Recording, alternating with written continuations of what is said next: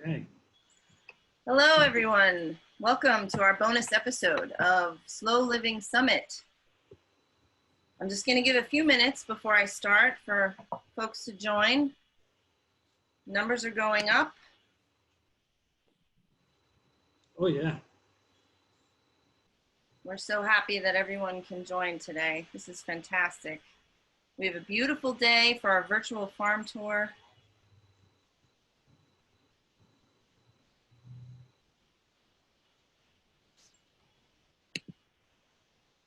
Right, we still got folks joining, so I'm just going to give it a few more seconds.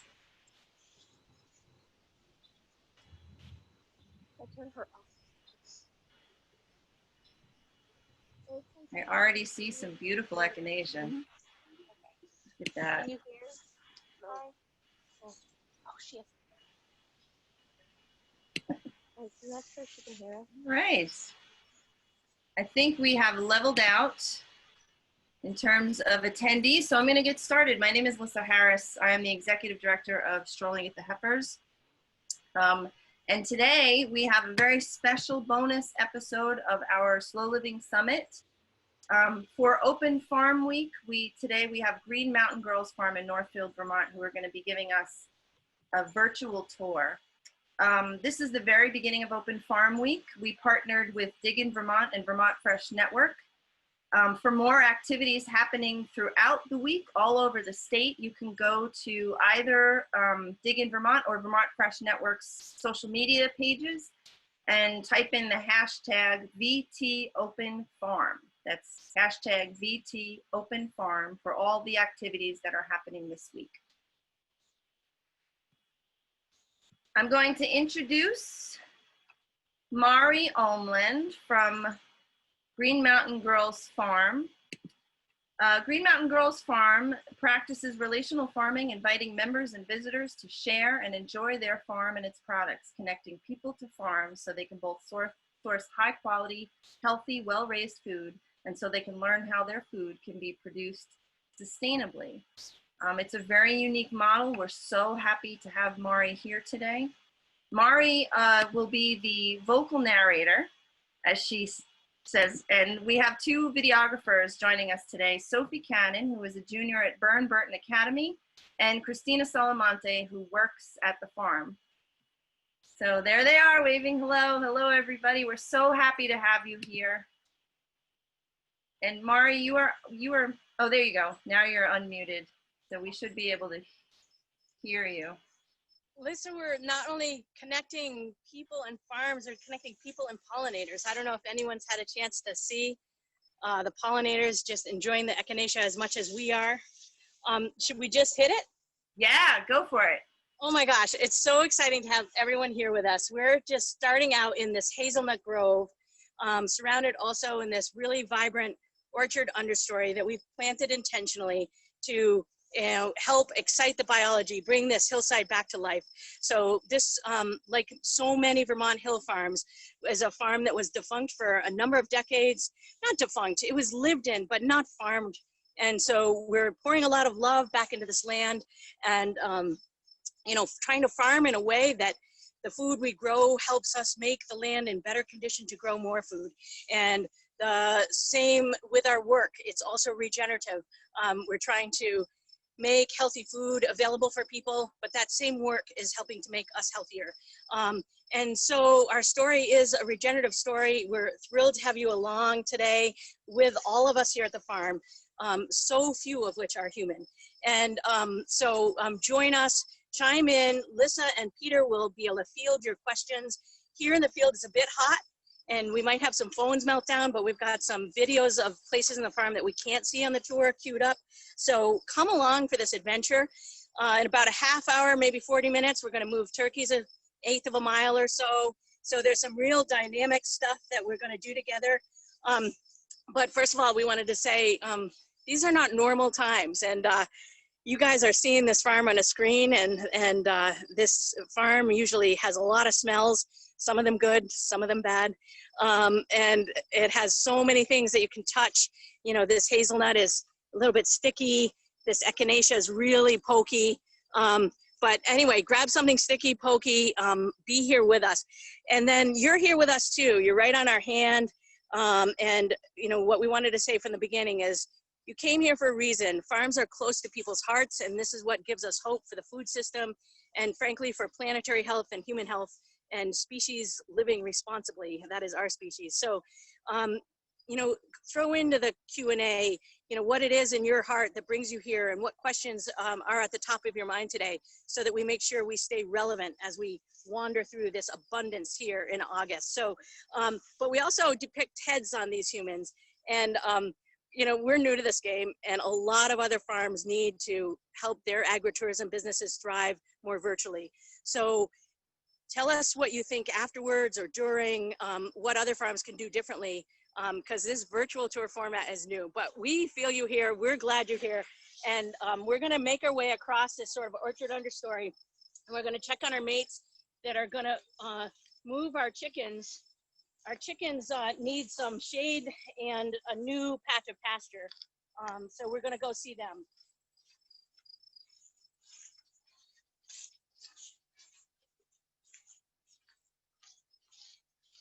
It's a faint background sound of crickets. I don't think you guys necessarily are getting that, but hopefully you're seeing some vibrant plants attracting our pollinator population.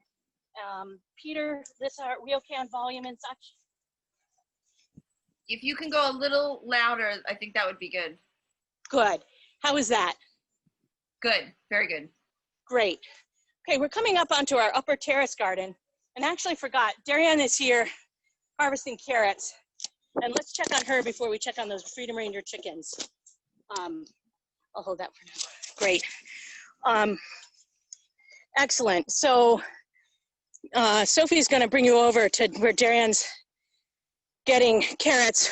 We have typically had people shop directly at our farm stand, and it's a great disappointment to us that we're not open now. But we have this great new set of gizmos and ways for people to order online. And today, Darianne's picking carrots to fulfill orders up on our graze cart. And tell us a little bit more what's going on here.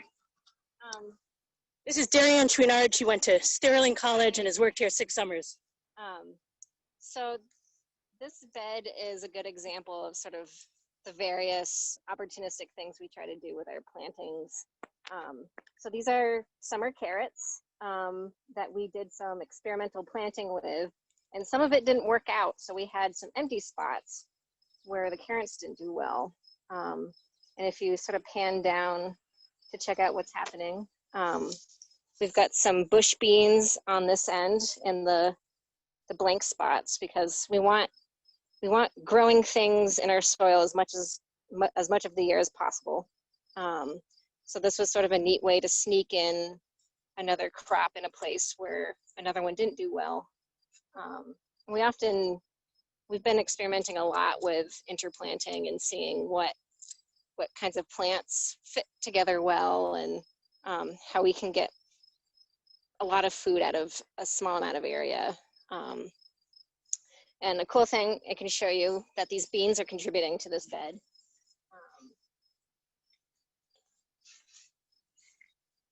So I'm sure people have heard about beans and other legumes helping to fix nitrogen in the soil.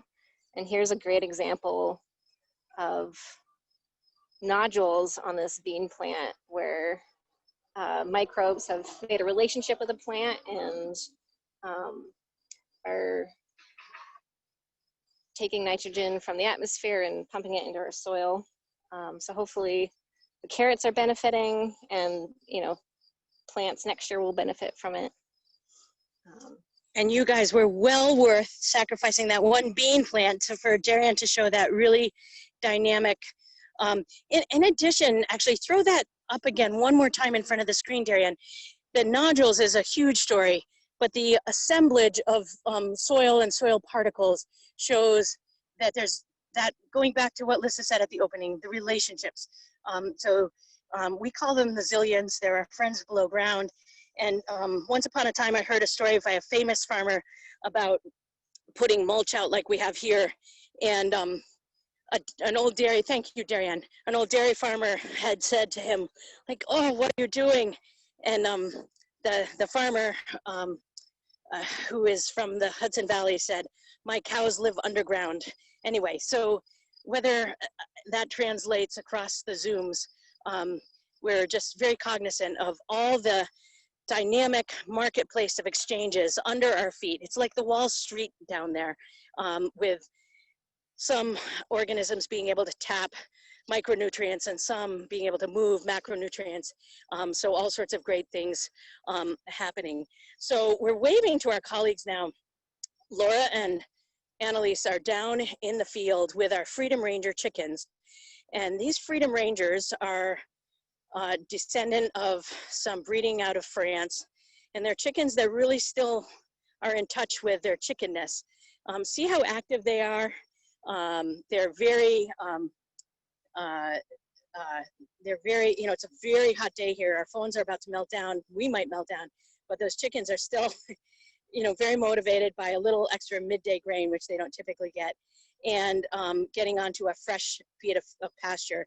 And what Annalise and Laura are now doing is they're sending grain onto a clean piece of pasture so that the 400 beasts will congregate where they know they are, and then they're going to move their shelters for shade. So we can start to queue up questions if they're chiming in, Lissa and Peter. And we've got a little background noise on the road. Maybe a logging truck is coming by, so bear with us. No, it's the grader. How about that for timing? We live in the rural areas. We never get our roads graded exactly when we want them. And sure enough, actually, cue the grader. If everyone could just take a minute and wave to the grader, because we really have to thank these guys. It's very hard to keep our roads up. But can you believe the bad timing? I'm so sorry. That is hilarious. Anyway, we usually run out and try to give them like bacon or something because we so much want their services, but this is really bad timing. Anyway. Sorry, it sounds okay on our end, so probably sounds okay, good. louder for you than it does. Okay. I do have a question. I'm blushing. Good. From the Q&A, and then I also have someone who is raising their hand, but first I'm going to go to the question from Lindsay Burke, which is, what are some of the more successful intercropping experiments you've had? Oh, Lindsay, shout out across the miles, over the hills, and thanks for all your great work. We love what you guys do.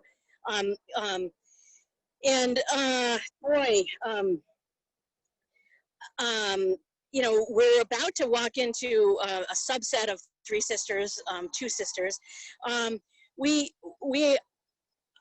take a very opportunistic, really inspired by Brian O'Hare, and he's got a new book out last winter. And I cannot remember Brian O'Hare's book title. If someone can put that on Q&A to help people put in the show notes. So we tend to just be opportunistic. We tend to do most of our intercropping, like in our greenhouses, where the space is really valuable and where we have just a lot of different seasonal demands. So, gosh, I'm kind of stuttering an answer to Lindsay's question, but we're not willing to try anything. We look back at what the ancestors and otherwise people have documented what goes well together, and we avoid things that they say don't work well. And I'll keep thinking on that for other things as we, but certainly our cover crops, we do peas, oats, and bell beans or fava beans, field favas, very frequently. That's our most consistent cover in several seasons, and we love that combination. But there's so much more, and actually Fifth Farm out of Maine is a super dynamic Instagram page, very instructive, and they do seminars around when we all can gather, but they have spectacular, we're very inspired and follow some of their things. Specifically, they try to plant under brassicas, you know, something to keep the mycorrhizals community alive while the brassicas don't hold those relationships. Maury, your audio is a bit garbled. Are you, I don't know if it's the Wi-Fi connection. Are you far? Okay, we're good. We might want to throw up one of those videos and we'll try going to shade and switch to another phone. Yeah, there it is. Now we can hear you. Oh, you're better now? Yeah. Okay, great. Sorry for that. I hope that wasn't a long struggle. Were you able to see those chicken shelters moving? Yes. Perfect. Great. We're going to leave our mates on the livestock aside for a little bit. We're walking you through this upper terrace garden. A lot of carrots supported, and total monoculture right here, supported with a little protect net to keep out the carrot rust fly. But then to the east here, we're going to see this next set of relationships with squash and beans together. So in the classic older traditional methods of the Abenaki and other native people, the three sisters combination. And in this case, we just have taken advantage of this fence that was here. And this was actually just a walking path in recent years, but in this COVID advance this spring, we just said, where could we throw some extra food for our neighbors and community and ourselves into our garden? So we expanded over to this edge and have squash meeting the beans here. And actually Darian's poked over and Christina's helping harvest. And I think here the point might be interesting to raise. Many of you guys as home gardeners have a chance to use some really interesting old seeds. And I think in commercial systems, it can be difficult, if not disadvantageous, to use some of the older heirloom varieties just for efficiency's sake. But here we're enjoying some wonderful aspects. So Christina, any observations or comments on beans, or Lissa, any questions that were relevant to this station? It's definitely extremely nice having them upright like this. It gives your body a break, and it's really easy for pretty much any type of person to be able to come in and pick these beans and not have to worry about joints, muscles. It's very civilized. I'll make my way over to Darian. Anything in there from Lissa? Yeah, we have Sarah Mraz has her hand raised. I'm gonna allow you to talk now, Sarah, if you want to ask your question. Yeah, we've actually.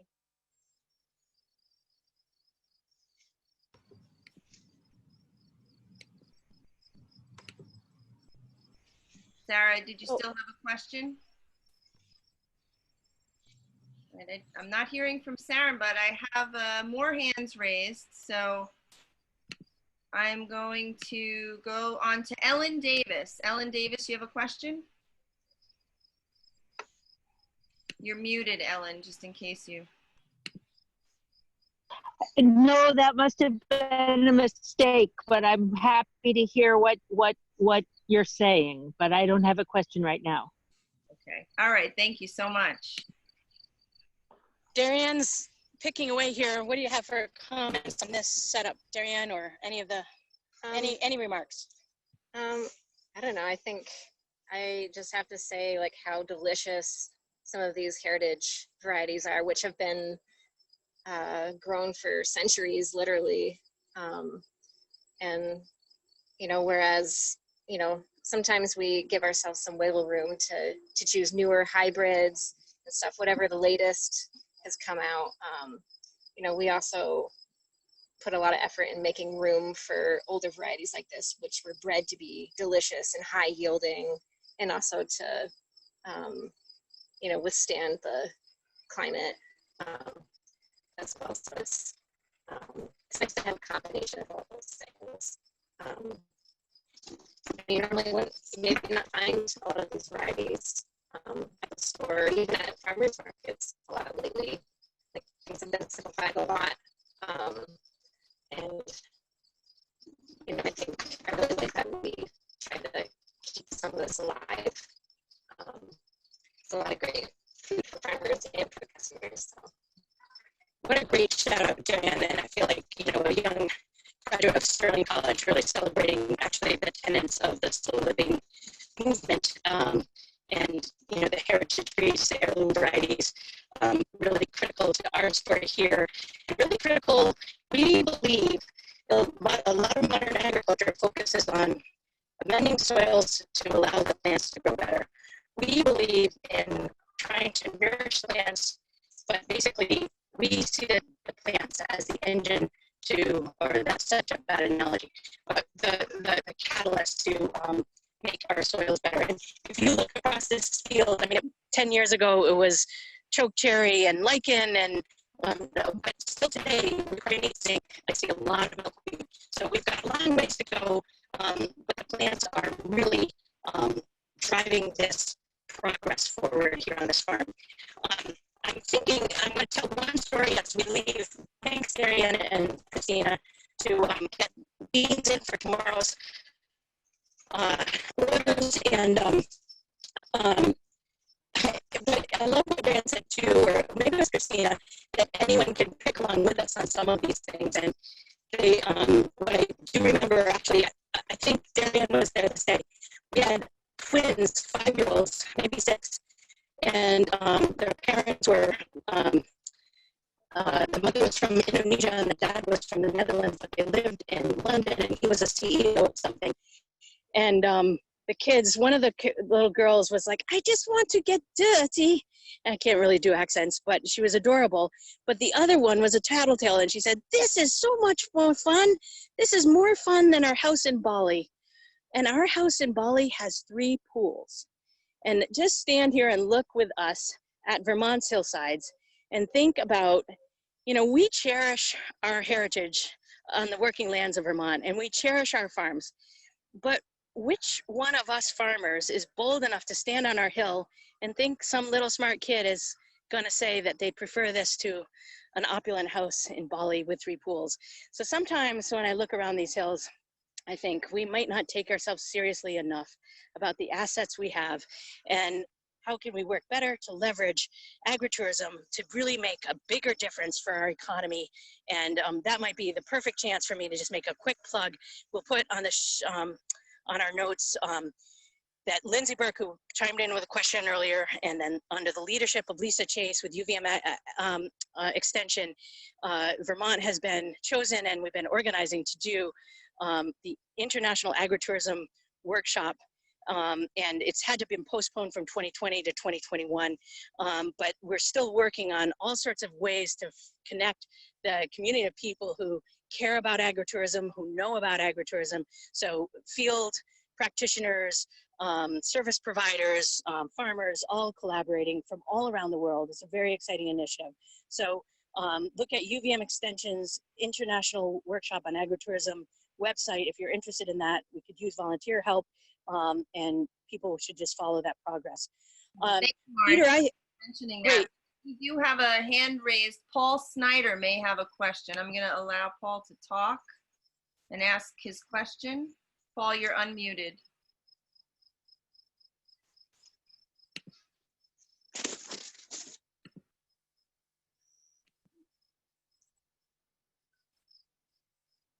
All right, Paul, if you still have a question, but you're having technical trouble, just stick your question into the Q&A.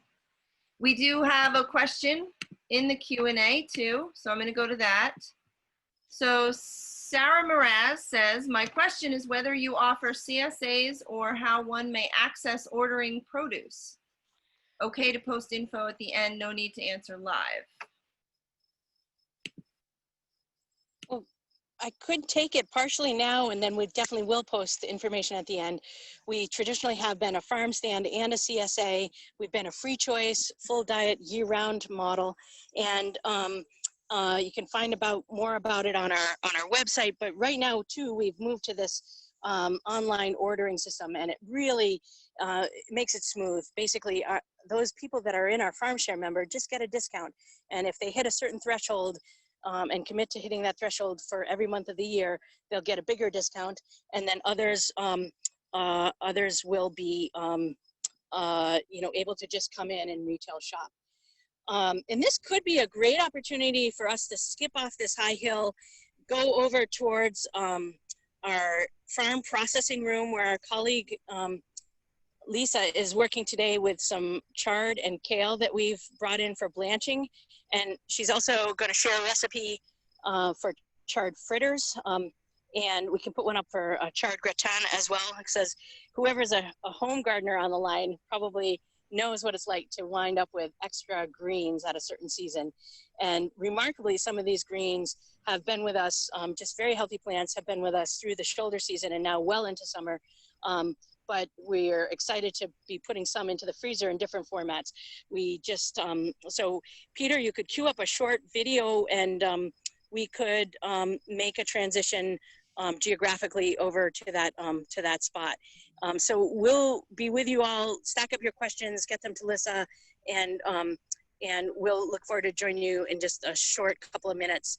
And in the meantime, enjoy some piece of the farm that we won't get to today via this video from exactly last year, this time during Open Farm Week, when we were really grateful to actually have the leadership of Vermont here, Secretary Ensign Tebbets from Agency of Agriculture and our governor were both here to open Farm Week last year. So same season, see some different sites. We'll see you in a couple minutes. Okay, video coming right up.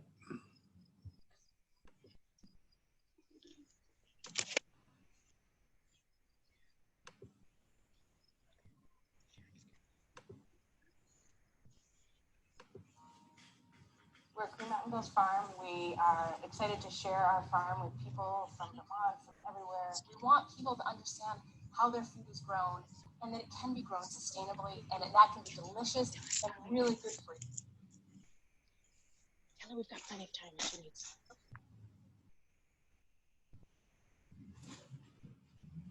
We raise livestock on pasture. We pasture raise pork and poultry. We raise organic vegetables as well as fruit. And we have an agritourism piece. So we welcome people for farm stays and farm visits to really experience life on the farm, to taste it and feel it.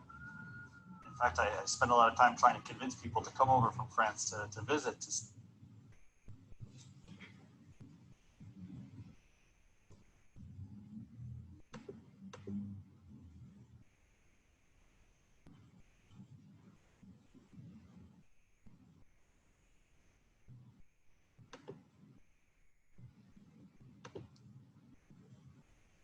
Not sure why it's not running. Come on.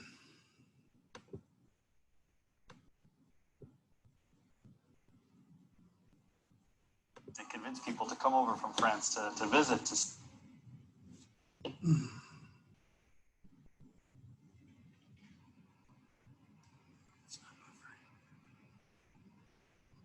This thing is not buffering properly for some reason. Give me a second here.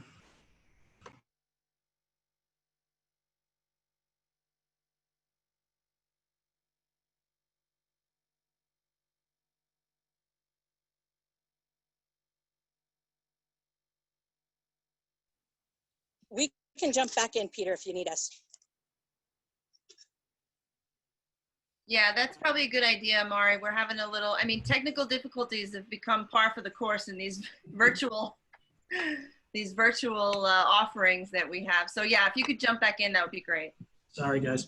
Oh, it's all right. No worries.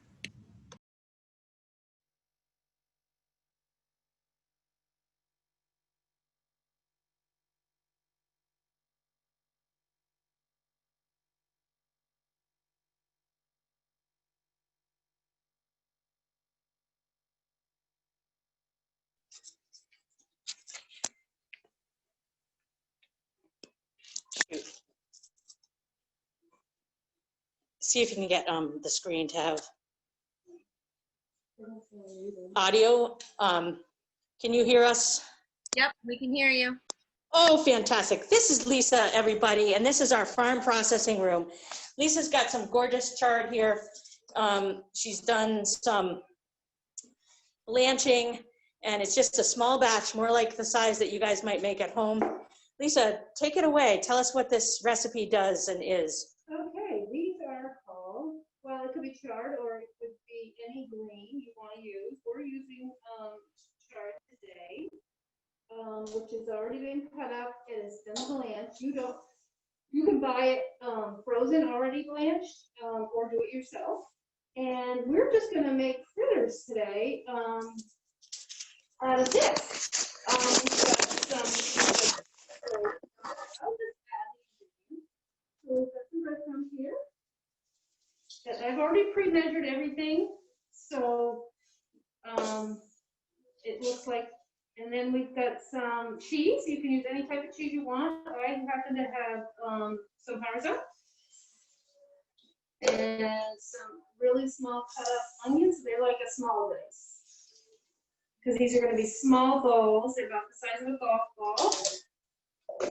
And then some cilantro, or if you don't like cilantro, you can certainly use parsley or any other spice you like. And then salt and pepper to taste. I've already measured. Little moist and humid, eh? Yeah. I've already washed my hands, folks. So I'm going in with my hands. And then I'm going to add my egg. Beautiful. And you're just going to mix it till it gets to a nice consistency where you can roll it out. You're going to place it on a cookie sheet. And you can do one of two things. You can place it on a cookie sheet like this and directly go into a freezer and freeze them for later. Or you can bake them off, and the recipe will tell you the temperature and how long, which is on their website. Actually, that makes for a great cut-in, because in a way, in slow living, and we think of slow food, this is slow food. Like, who gets to start from scratch like this? And, you know, hats off to Lisa and all our team who are game for doing this, and all our customers for that matter. But really what Lisa's, in my opinion, doing is making slow food ready to be fast food, because you freeze these fritters and then you just stick them in the oven, and you're ready for a very fast but very delicious and nutritious meal later in the winter. I didn't mean to cut in, Lisa. What else? What else? So I'm here every day processing things. We did some pickles, which is jardiniere pickles, last week. I'm also blanching some kale and keeping the farm processed and with no waste. We use everything. Love it. I love, and actually I was thinking back to last week, Lisa, right, coming into COVID, we had 12 pigs at the slaughterhouse, and the slaughterhouse had some, trouble with some staff that were sick, and it was just in that chaotic first few days of March when everything was melting down. So we actually have a state of Vermont meat cutting license for this room, and we ended up being able to help our colleagues in the, our partners who did our processing, our slaughtering for us, and said, listen, we can freeze those pigs and cut them later. So Lisa's been doing some of that work here. We've had workshops with Cole Ward here. In fact, if anyone, she had his book out this week. Just a shout out to just a great teacher. And if anyone's, in COVID times getting into different meat cutting, this is an excellent book, and he's an incredible teacher. Just brings us right back to the old ways of cutting meat in Vermont and bringing that knowledge to us. So, and so there's more of that to come, more sausage. In fact, even I was thinking of times too when we've had tourists here. We had a family in here, 3 generations, with a grandmother's sausage recipe. The grandmother was dead, or it was the great-grandmother, and the next 3 generations were making that recipe with our pork. It was really special. They used to have a farm, and they no longer have a farm in their family. And I think agritourism, can really make that connection very cultural, very almost spiritual connection for people. So we're really glad to be part of it. And for me, bringing the food into here and bringing it towards the table so directly, like Lisa is really significant.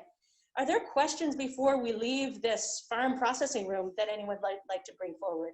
Yeah, Mari, we actually have someone asking about the ingredients. Could you list the ingredients again? Yeah, asking about the ingredients. We're going to put it on the after shots, but can you see there? It's a pretty versatile recipe. We've done it with spinach. Lisa, you mentioned could do it with kale. You could do it with kale, you could do it with spinach, you could do it even with beet greens. Beet greens, collards. Very versatile recipe. And this is a fun thing to get your kids involved in, because you can't mess it up. Your kids would love getting their hands in here. Great. So many hands on deck, assuming you're in the same germ pool, I guess. But what a wonderful tactical cooking experience. So the second recipe on this card, which we often give to guests and is definitely on our website, is for a charred gratin. So just another way to dress up greens, and so many more ways exist as well. So yeah, well, I think we can just walk through. We're in the basement of my in-laws' house, Laura's parents' house, and they've generously supported this farm in many ways. We were thinking about another one of those little videos in here while we walked around, but I think, does it sound like it makes more sense for us to just walk our way to where we're going? All right, bye guys. Oh, maybe we need to change phones. What's our battery situation? Lisa, I don't hear you. You're good. Do you need a minute? Actually, how much battery do we have left? And it would last till 2:30. Okay, great. It looks like we can push on with the same phone, the same battery. We're not melting down here yet. So Great. I think we should just keep going. Great. Anybody else with a question for Lisa? Otherwise, we're just saying thank you, Lisa. No more questions. Thank you, Lisa. Thank you, Lisa. Excellent. So, not everything is hunky-dory ever for anyone, I'm sure. We might as well just look at some pears that are hit with some pests. We believe that we can overcome these things over time, but in the meantime, we're not letting ourselves use even organic pesticides. So we do suffer some losses.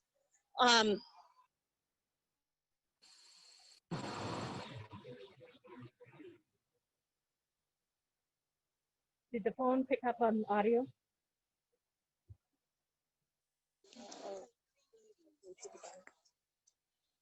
I may not have audio right now. We can hear you. Try to get them something visually appealing. We can hear you, Mari. Testing. We can hear you, Mari. Can you hear us?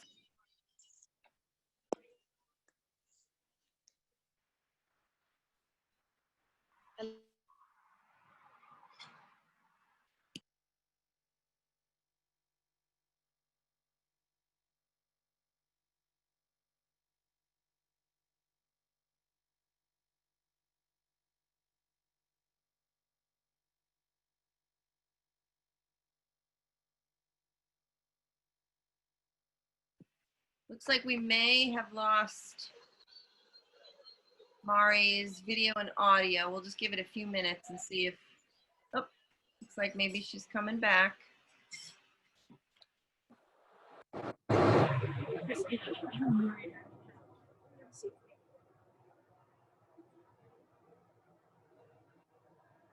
We can see you, Mari, but we can't hear you. You're on the phone now. Great, I'm gonna try talking straight into the phone. Is that audible? Yep, we can hear you now. Fantastic, the grader came back by, guys.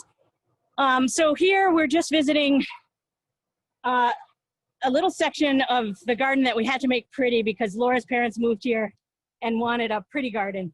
So let's stay with this zone and we're gonna just penetrate in.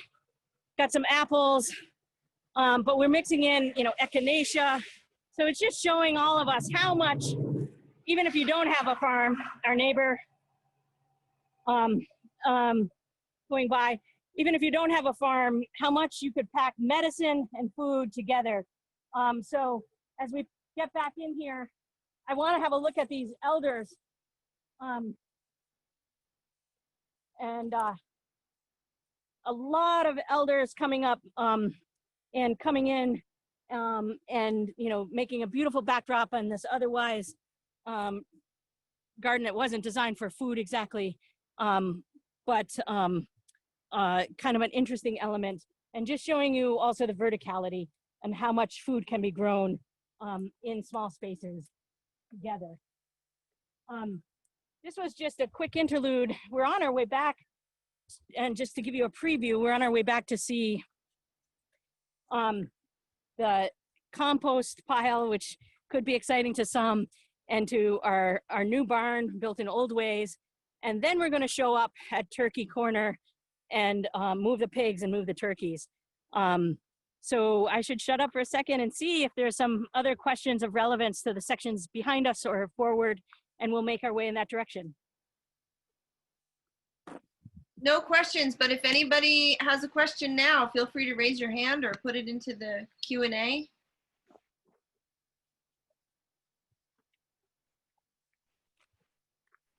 I think you can move on, Mari.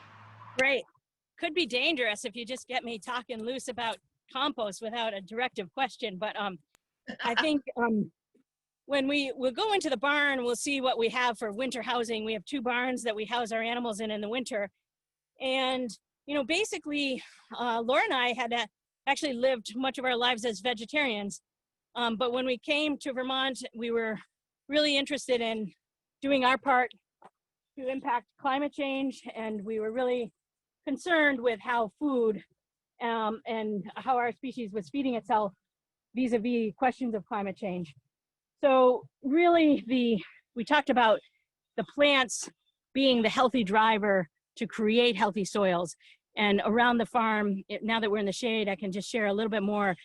You know, plants are doing what Darian showed us, assembling from the atmosphere nitrogen and drawing into the soil some of the things that other comrades in the soil need.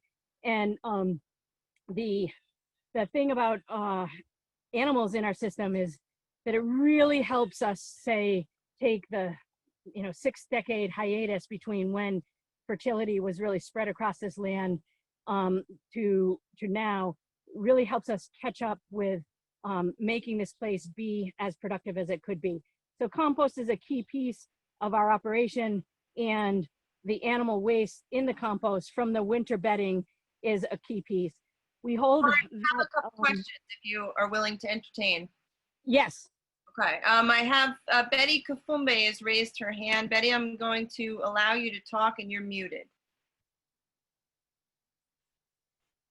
If you have a question, just unmute and ask it.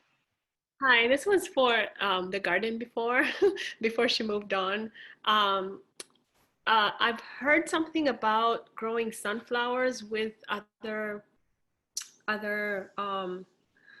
plants or flowers. Is it true that sometimes sunflowers can be dangerous to plant with other plants? Can they like kill them, or is that just a myth? You know, it doesn't sound completely unfamiliar to me, but I am not familiar with any particular process or fact that can answer your question. But I would not be surprised if someone else on this call knows. But what I will say is that there are really good documents around about what plants are good companions.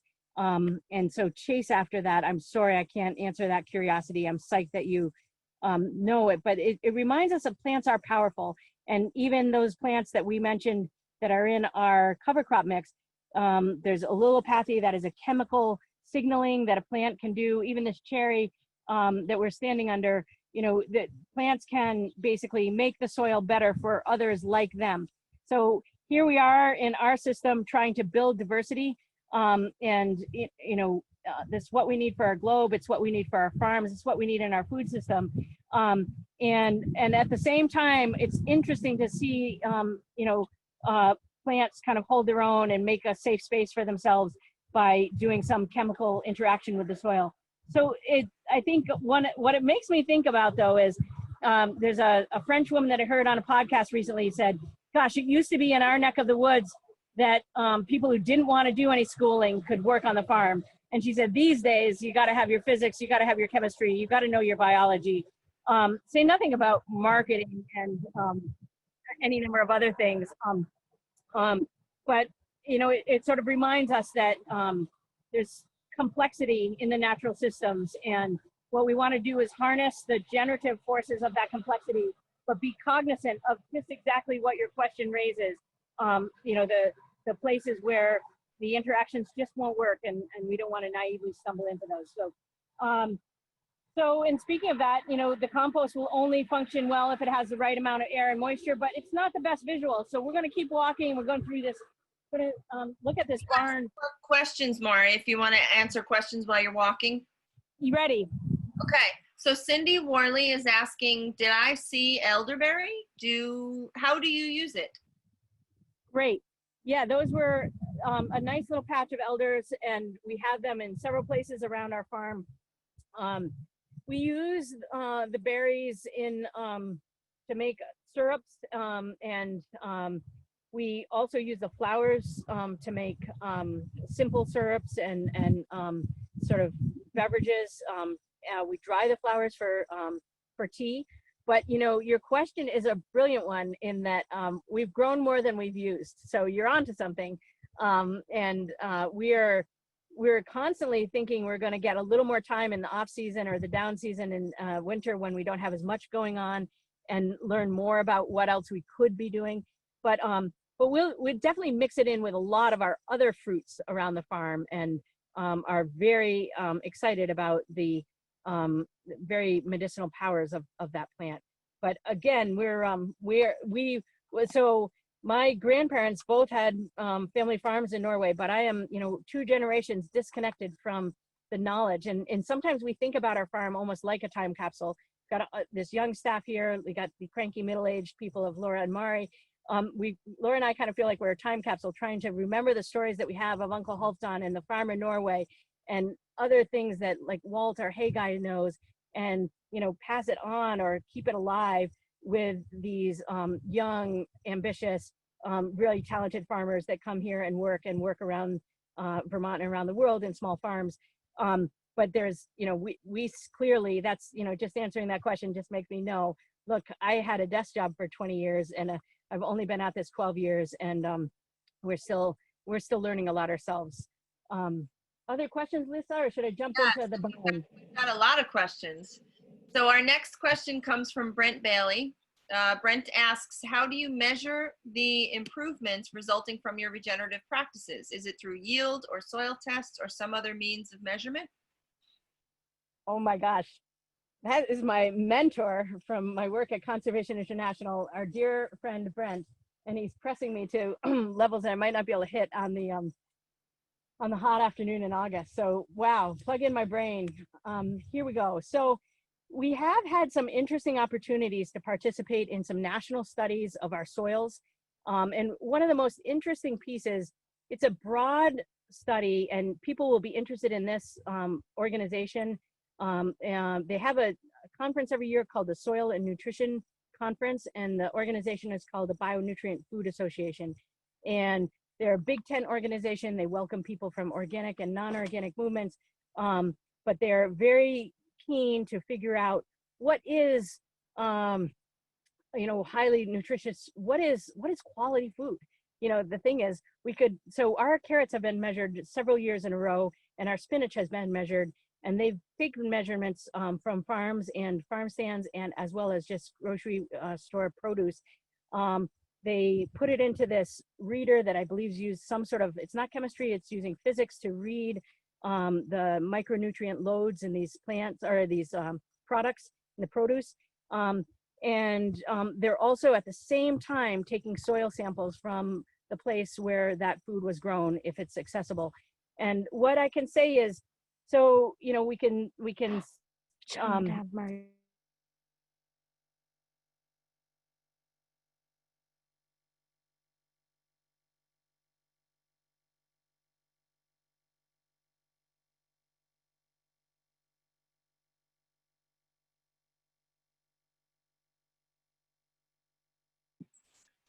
Like Mari is temporarily frozen. We'll wait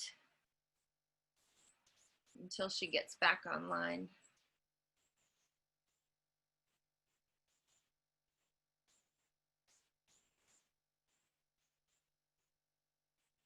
This is a good reminder that farm tours are not meant to be virtual, but we do the best we can. I have the rest of that video is mostly queued up, so I can run it. Laura is joining. You're muted, Laura. Okay. Mari back on Laura's phone. that question was too tough for our brains. Even the phone had trouble. Just kidding. A really welcome question because we want to know. So what does quality food look like? And the thing is, we don't know how many beta carotene should be in a carrot, how much lycopene should be in a tomato. We know that these are features in our produce, in our food, that are actually medicinal and significant anti-carcinogens or other great health benefits. So we know it's significant. So those guys are starting to study this, and they're doing this broad study. And they really have great ambition, and you should check out their website. So Bionutrient Food Association and their fantastic annual conference, which comes up in the fall, look for it, the Soil and Nutrition Conference. Half the participants are farmers and half of them are medical practitioners, and it's a super vibrant exchange. But back to that question, one of the things that we're most excited to see in the studies we've been part of, or some of the measures we do soil tests every year. But in this soil test, we were able to, we're testing 0 to 6 inches and then 6 to 12 inches lower. And we're showing quite a bit of respiration and activity deep in our soil. So we believe that we're part of rapidly cycling carbon, rapidly cycling nutrients. There's a lot about it that we're not fully understanding, but we're trying to get those righteous cycles happening, and basically trying to, at the same time, through all the work we're doing, to have people visit our farm, and through our food, our farm share and our weekly newsletter, sign up if you're interested. We're trying to just make sure people sort of help us drive this quest for more such information. We also do pest test sap from our plants, and we'll add nutrition to plants in the season based on what they're lacking. So we'll test an old to new sap from old to new leaf, and that is through the group Advancing Ecological Agriculture. And the lead there, John Kemp, is a brilliant thinker and has an awesome podcast, Regenerative Ag. I think it's just Regenerative Agriculture Podcast. And so that can tell you, what the plant needs. And, mostly we're trying to orchestrate the farm so that, the plant could say, look, I'm pumping a lot of sugar out through my root exudates. When Darian held up that onion plant, or sorry, no, of course it was a bean plant, and we saw that assemblage of soil with the nodules in it. It's just, you can almost imagine, we have sandy soil, and when we get to where the pigs are, maybe we'll see the sandiness. But the stickiness that allowed that assemblage to gather, they're not just there, just randomly. It's like the catalytic role of the Slow Living Summit that brought a lot of you guys here to our farm today. That plant is saying, I got sugar, come here for sugar. And that plant is sharing that sugar so that it could get in return maybe some zinc or molybdenum or calcium or something else. And I'm a bit naive on some of that, so I could be talking about things that don't quite move in that way. So excuse the poetic license and appreciate the potential. So come with me into this barn, and you've got a barn we put up 6 years ago.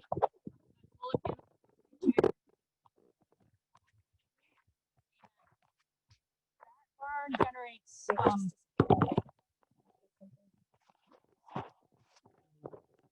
see, can you still hear us, guys? We have a screen change here. Yes, we can hear you, but your screen is not moving. Okay, how's that? Any better? It's frozen, but oh wait, now we see you. You're moving now, and we can hear you. Perfect. Fantastic. So there's 60 solar panels on that roof. That roof is going to generate enough electricity to handle a third of the barn's needs and the 3 families that live here through the year. And over 27 years, the electricity then generated there can pay for this entire barn project, preparing the site, all the materials, the building of the barn. Let's go look at the barn. But no one can really afford to farm and build a building like this, so we don't need to get a lot into the economics of farming. But I think it's illustrative to note that I can't see us paying off this barn through pork or chicken or vegetables or elderberries.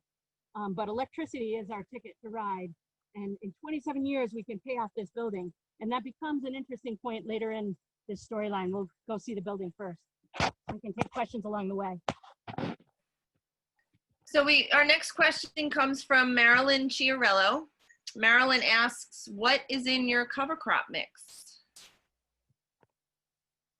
Yeah, we've definitely, the most common thing we do is in the spring and fall seasons, oats, peas, and bell beans, that is fava beans together. And that's our most common. We'll do buckwheat in the hot season, but we try not to cover crop much in the hot season. We try to just have everything mulched in the hot season. And over winter, we'll certainly use winter rye. We love vetch in principle, but we haven't been very sophisticated about using it. So we've got a lot to learn still about cover crops. And in our interplanting and being in a low-till or no-till situation, we wind up actually using less because we'll just pop other plants in and sort of have successions in beds. So we're less frequently going to cover crops lately, just because we're less frequently having any geography just fully open. I want to bring us back to looking at a couple of details of the barn and then collect some other questions. But the joinery in this barn, this building is held together without any nails or iron or any other assistance. It's just wood joined with wooden pegs, and an ancient technique that humans have been using since the Middle Ages. And what's really interesting is it's kind of a metaphor for the farm. We're using a lot of old ways, and then sneak down and give them a visual. Christina, our foundation is concrete. And when the builders of the barn came, we decided together to make a concrete foundation. It works for our bedded pack winter system and lets us just assemble, add carbon, and the pigs and chickens poop all winter, pee and poop, and we capture all that nitrogen and hold it in place. And then we can get it out of here very efficiently come spring. But the builders of the barn said, Mari, do you have some spacers? And we put some hardwood in here because this top of the barn, which is the ancient technique, which these artists and craftsmen put together, he said, you know, this building could last for 400 years, but our modern material of concrete is probably only good for 100. And let's make the poor buggers who work on this thing 100 years from now have an easy job to lift this building up and have it live its 2nd century, its 3rd century, its 4th century. And that story ties directly back to looking at our solar panels. Here you are, this barn in this place could stand for 400 years, and we can pay for it with 27 years worth of electricity. But no farm is putting up buildings like this anymore. All of our ancestors put up buildings like this, you know, at least in the Northern Hemisphere. And it's a great technique, it's a great technology. There's no waste in the system. And you know, someone can do something very different here for many years to come. And what community wouldn't want to have that? But instead, you know, the food system doesn't pay enough farms to get by, put up cheaper buildings, but these cheaper buildings can't withstand the winds of climate change. And it's just it brings us to sort of the regenerative, righteous cycles that we could support and put our money towards. Anyway, keep up the good work with your slow living organization, and let's all keep an eye on the prize of, you know, what does everything really cost, and how do we make a more circular economy? Anyway, I think that's a little bit preachy, but we're on our way back to see the turkeys and the pigs, and we're going to move them. So it could get raucous. What are the questions as we go on the way? Let's see, I've got Barry Burke has his hand raised. Barry, you're muted, but you can talk and ask your question whenever you want to. Just unmute yourself. Let's see, I think. You're muted again, Barry. Well, I'll put my question in for, I'm not sure my question can be heard, but I'm so fascinated by the depth and breadth of Mari's knowledge as she goes through and talks about the biology, and then we're into architecture. And I'm just curious to know, where did you learn, Mari, all of this biology that you are speaking about, all of that have so much to do with what you are doing on the farm? I'm really impressed immensely. we have to out you, Uncle Barry. It's my uncle. But I mean, I've just from people like Brent and Lindsay and other people on this call, and from my brothers, and Uncle Barry, you knew my grandparents. They told stories, and we're just plugging in everything we can. Very frequently, 12 years ago when we were starting the farm, we would Google something in the morning, how to neuter a pig, how to cut a toenail of a pig, whatever. We'd Google it in the morning and do it in the afternoon. In fact, Brent Bailey taught me to milk goats. But there's so much more to learn, and it's such a great, I mean, for anyone, whether it's a virtual learning or a hands-on learning, I feel like the thing for me is I almost get offended for our ancestors and for peasants everywhere. People before us knew so much, and there's so much nuance and there's so much subtlety. Anyone can come out and keep these animals alive, but to do, we're just still neophytes 12 years in. We're learning, and it's been great for us.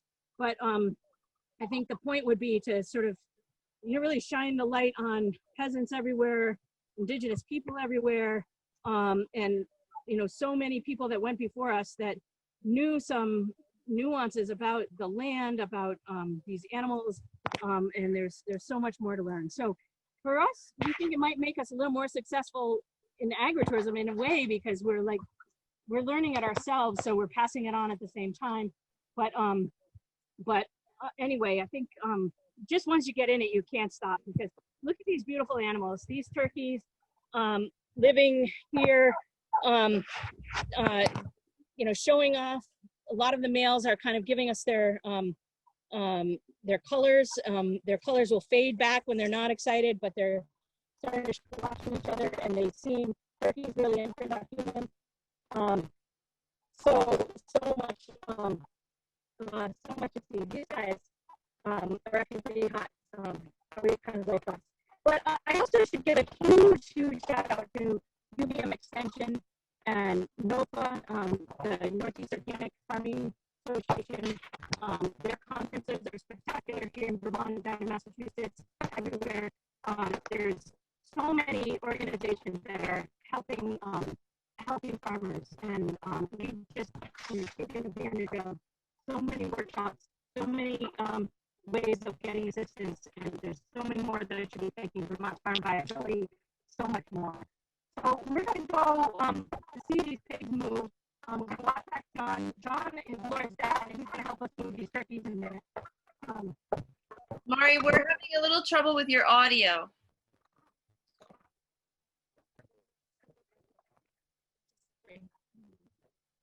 Do you think we're going to maybe have to move to a different phone again? But how's that any better, Lisa? No, it's still a little garbled. I'm switching to a third phone. Sorry about that. We are pretty far out back.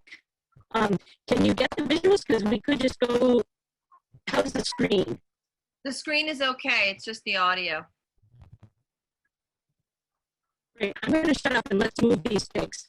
Okay.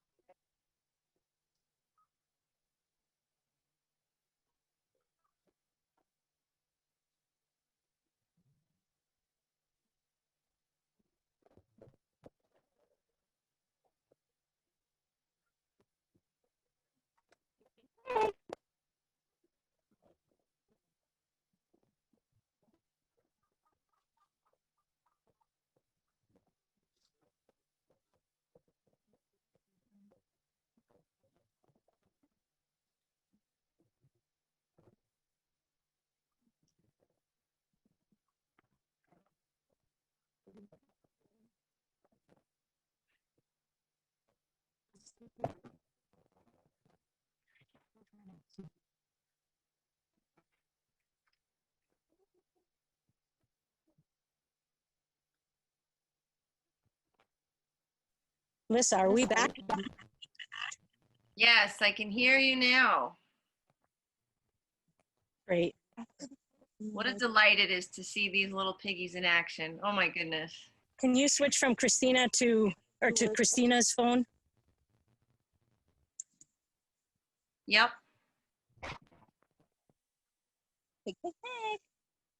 So Sophie is the pig charmer.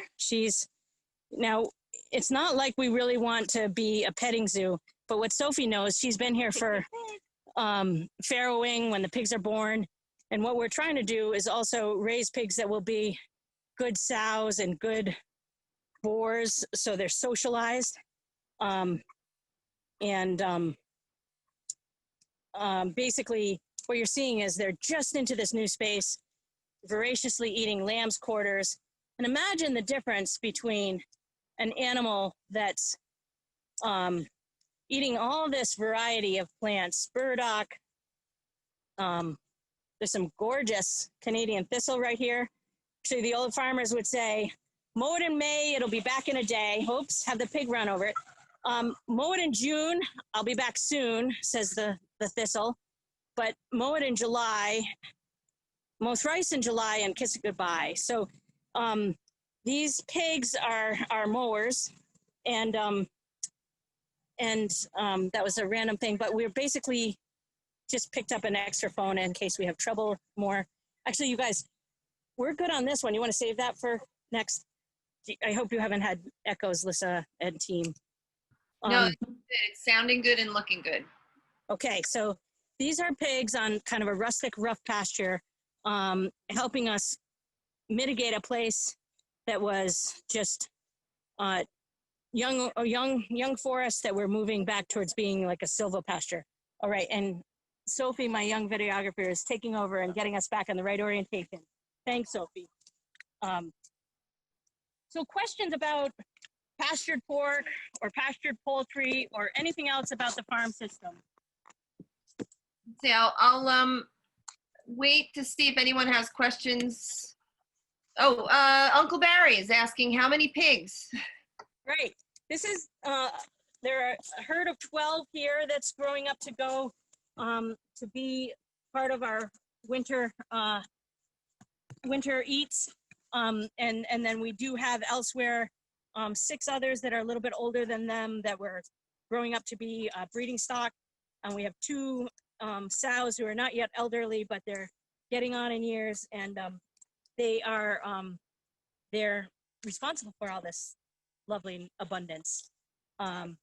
And over here we have actually very humbling story. The turkeys, I think, number about 60.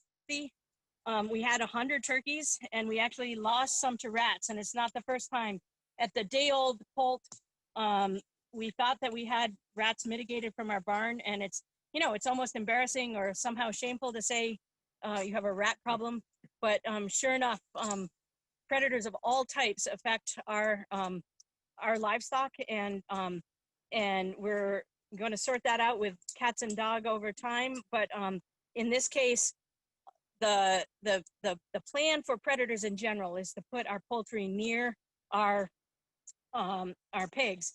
And porcupines out back, fisher is out back, coyotes sing to us, and there's quite a bit going on. But it's a mutual relationship, and the turkeys will help the pigs stay clean of parasites, cleaning up their poops after their time. But those turkeys are ready to roll. In the old days, great.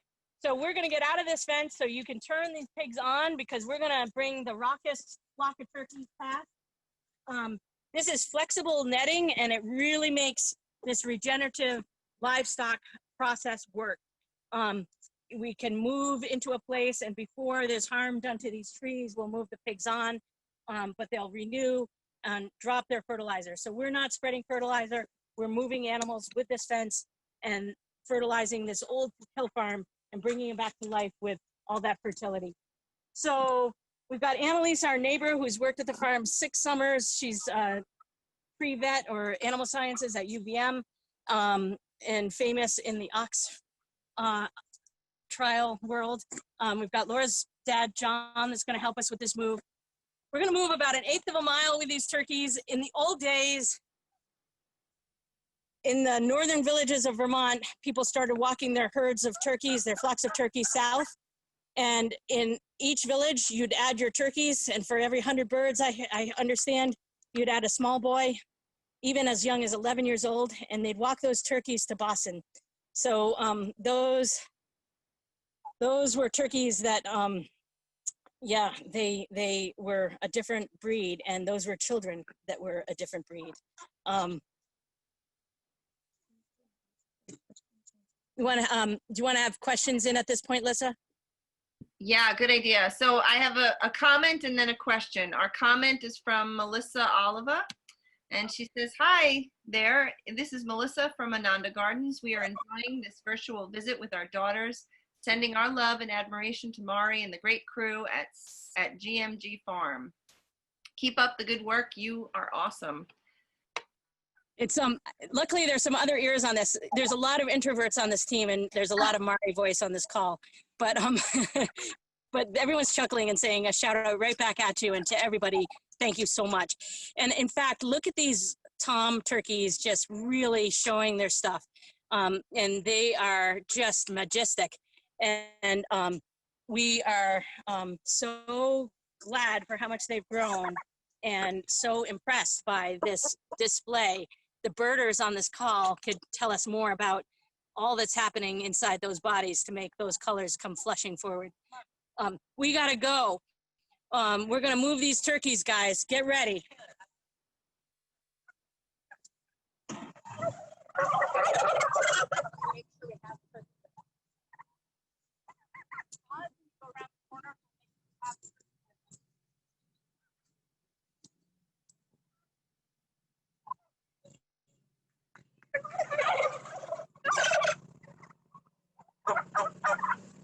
I forgot to tell you guys, listen to those vocalizations and pay attention, because they're going to be different when we get to their new space. Come on, turkeys. Come on, turkeys. Come on, turkeys. Go.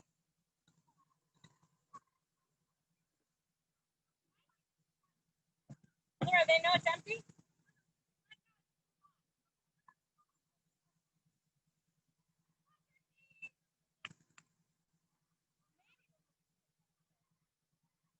Come on, turkeys, let's try.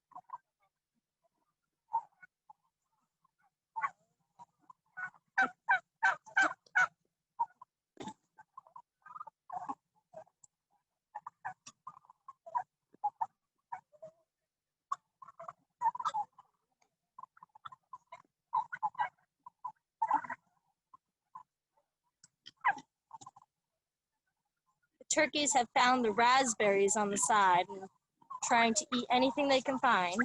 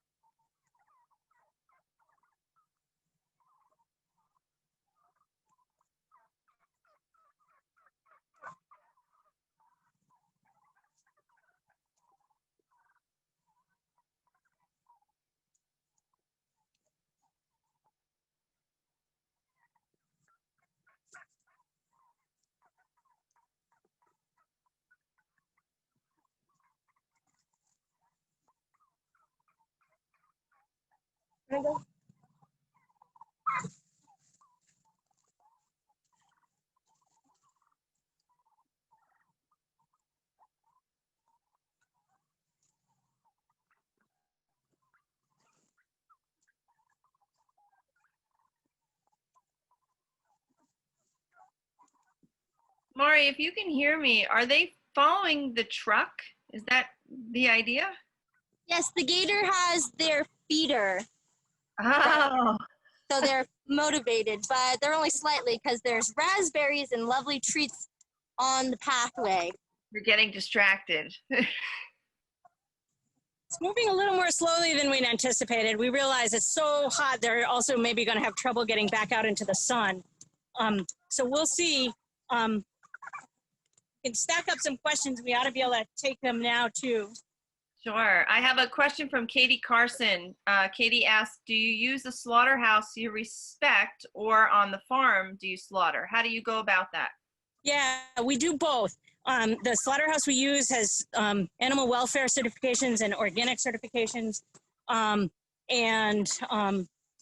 We have to do our four-leggeds at USDA inspected facilities, although we have at times,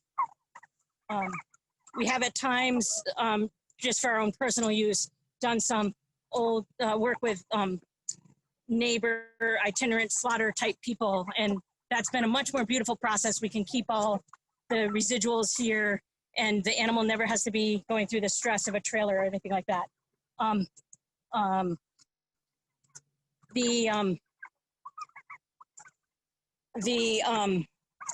We're allowed to do 1,000 poultry at the farm each year, and we do a lot of our own poultry, and that's beautiful. And this walk relates to that. We're going to slaughter these turkeys here on Wednesday, and process them and freeze them, and but basically then we can keep everything here, and but we do also send poultry to our colleagues at Maple Wind Farm. They do a tremendous job, and they have state inspection. And the good thing about that is it allows us then, with that, if we've processed with them, we are allowed to cut up the birds. So not too many people, just roast whole birds all the time these days, and that helps us get more of the cuts that people want.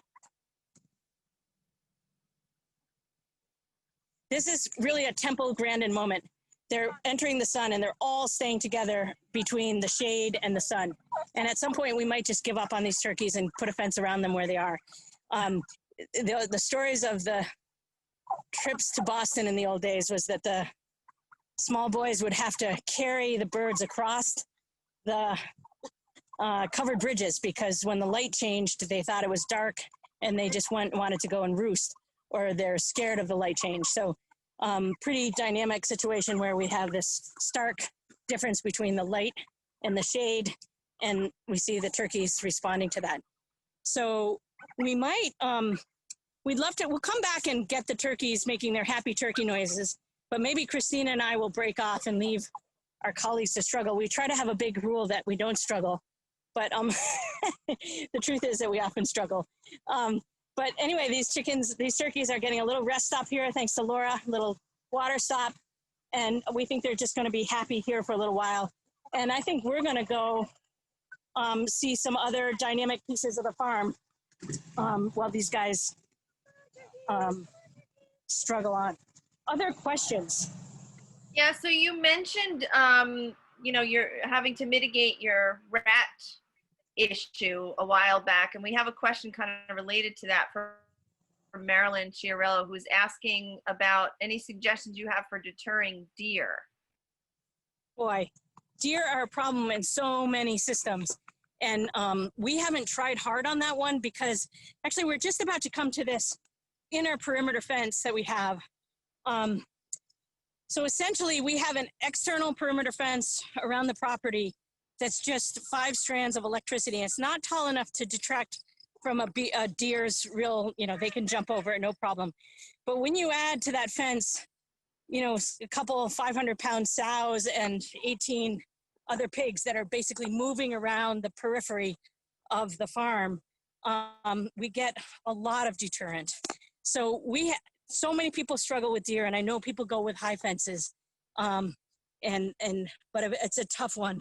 And Brent and I used to work in West Africa, and the only comfort I can add to the people that are struggling with deer is that we used to work in Ghana, where the cocoa farmers used to lose their whole farm and all the food security for the village in one night to a herd of elephants. So we should all count our blessings, I guess. Well, we got a close up here of the Freedom Rangers that we saw moving before. They are showing us what poultry want to do this time is hunker down in the shade. And we're making our way back towards the kind of main barnyard where we have our hoop houses, some more gardens, and our farm stand. And I was thinking we could just do a little bit more collection of some edible flowers and do one more piece that we wanted in terms of vegetation and wrap up in our farm stand. But I'm hoping that maybe those turkeys will be settled and anyone who wants to hang out at the end can go hear the happy turkey noises. They make very different vocalizations when they're on new pasture and finding grass and forbs and yes. So a little bit of a rough patch through the back 40 here, but we're coming back into kind of civilization. Your Wi-Fi's not on. Great. Great. Questions? We have Betty Kafumbe has her hand raised, so I'm gonna ask you to unmute, Betty, and you can ask your question. Hi, I've also heard about deer deterrent crops or plants.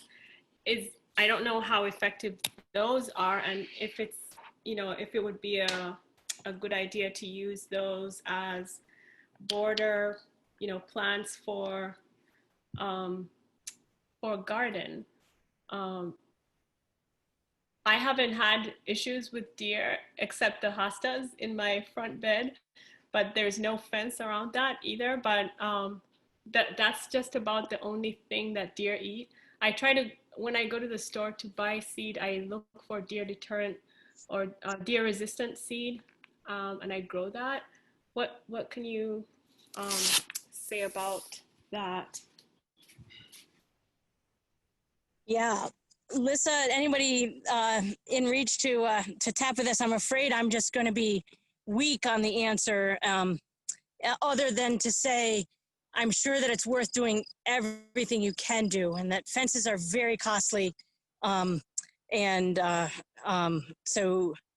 you know, and maybe not feasible in many a garden situation. So what a difficult thing predators in general and predation is.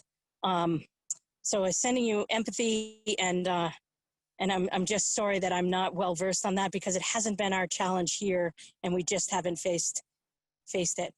On a brighter note, Christina had just resumed some picking of some edible flowers that are just really, Christina, what do you want to say more about? It kind of brings me back to a question that was said earlier about the sunflowers. Likewise, these are beneficials for our gardens. We try to do it at the end of every bed or on the edges, just to bring more nutrition to the soils for the plants that are there now and the plants that will be there next. They're also so much fun just because they're edible. You can put them in your salads, on your brownies, baked goods. They're so colorful. We've even frozen them in ice cubes before. They don't just do stuff for the soil, but they also just do a lot for the Joy Committee that we have every day on this farm. Here's to the Joy Committee. Also brighten up a cheese plate for sure. And they're here for beneficial insects in the meantime. Yes. We have a question from Scott Van Beck. Scott asks, what would you like your work farm to look like in 5 to 10 years? What impact do you hope to make in the future? Wow, the impact, that's a great question and it's so well timed. Here we are in a bed that's just gone to seed and, you know, we're looking for integration and diversity. And here we have our elders hanging out with, you know, very young plants farther along in the garden, but this dill is not what you want to make your pickles with. But it's playing a different role in the ecology of this place right now. And check this out. Have you ever been able, I wish you could smell this. Oh my God, sort of bright notes of lime, etc. Crushing herbs under our feet right now. This is coriander, cilantro going to seed, and just some really bright, lovely coriander chews, like just really popping. So in terms of our impact, you know, we'd like to be better integrating sort of our elders, people elders, as well as plant elders in with our youth and, you know, making the systems of old and new fit together in a fusion that's powerful and that lets us, you know, cycle carbon rapidly in the soil, make a difference on climate change. But, you know, really, hopefully we'd know more about how to make all of this, you know, more desirous to people, because the fact is not even that many people know. We thought we ate well before, but we didn't know what a difference it could make to eat, you know, seriously fresh and fully organic diets. We'd love to be better networked. We do work too hard and just stay a little too isolated. So, you know, we'd rather be a necklace of bright patches, and sometimes we get a little isolated here.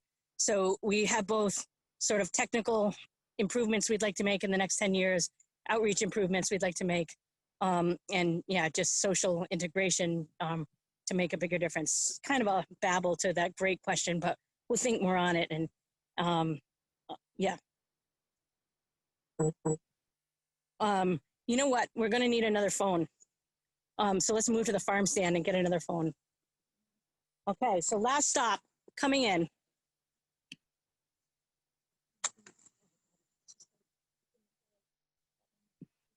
So Mari, we had a question about what kind of flowers you were harvesting. Can you answer that while you're walking?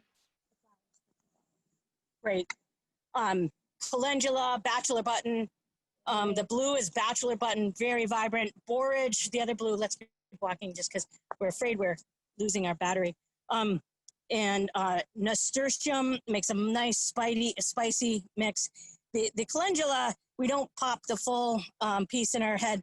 You pull up the arugula. You let your arugula go to seed or towards seed. Very spicy and sweet flower all at the same time. Really lovely. Great. And we're going to try to also have one more phone backdrop if we need it. But we're just walking into where our farm usually meets the world, and it's our farm stand. And lately it's been closed because we've had babies at work and, you know, just need a safe place to pack the food and have our staff be. But this is where our neighbors and customers usually come to do their shopping. And this is just a little representative sample of the harvest that's coming in this week, and that's available to our customers still via this new gizmo called Graze Cart, which lets people order their meats and vegetables and fruits from us. We have it set up right here in the farm stand. It's kind of been an improvement for us. Go back to that question. We want to be more efficient. So we're able to turn, our sales, the orders directly to sales and have inventory in our new system. So if you're close, come visit us. We do farm pickups and we do deliveries, and it's all orchestrated through that website. But it's the COVID era has brought on a lot of new work, a lot of new challenges. But after getting that website up, we have sort of a breakthrough in some efficiency of moving some of our food.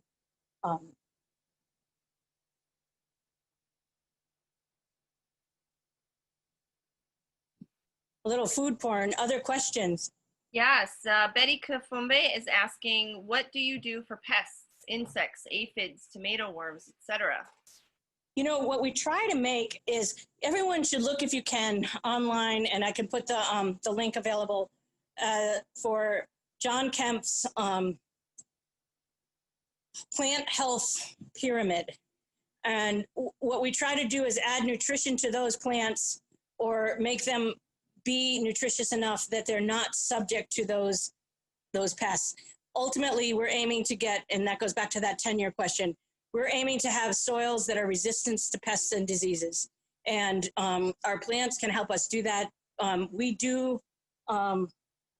actually do spread some foliar treatments on our plants, and we use some sea-based products in fertigation that's in our irrigation.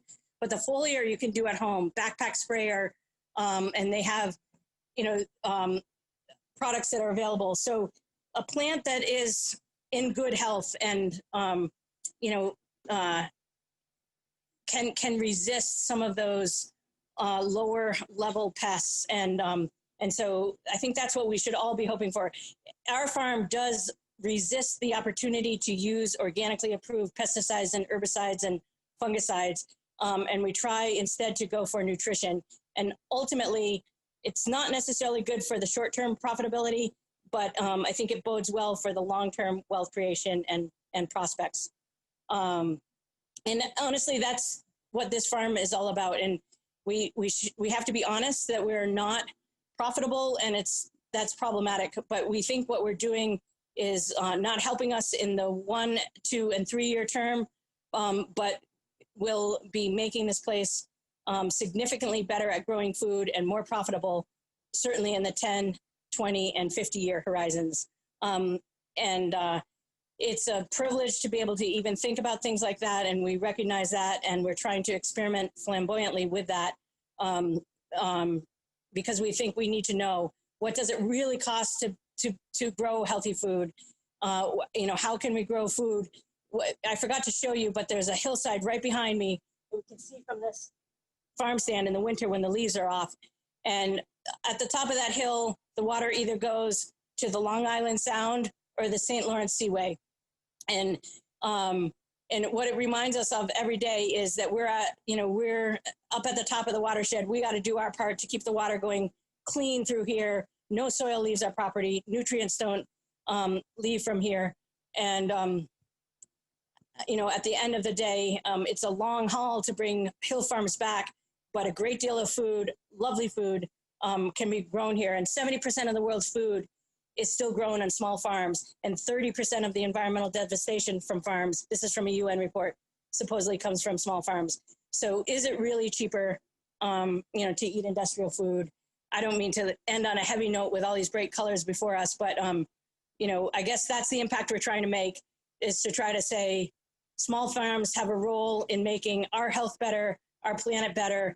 And, the even before COVID, the syndemic of like climate change together with obesity and chronic illness and undernourishment that was already some new breakthrough opportunity. We can't accept the fate that small farms have had. And even with COVID, what can agritourism and, good nutrition from small farms bring to our resilience moving forward? Thank you so much, Mari. One of our attendees is asking if you sell seeds. We don't sell seeds, my goodness. There's a whole other layer of wisdom that's associated with saving seeds, and so many people do it, and so many people do it well. So we go to our small scale regional and local seed companies, High Mowing Organic Seeds at Johnny's, and there's so many other fine seed sellers. And we wish we were part of all that, and we wish we had that knowledge base, but hats off to those who do. And yes. And you have a couple of comments that might make you blush. Marilyn Chiarello says, bravo, love what you're doing for this planet.